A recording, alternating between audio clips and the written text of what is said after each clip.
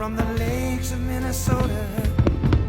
to the hills of Tennessee, across the plains of Texas, from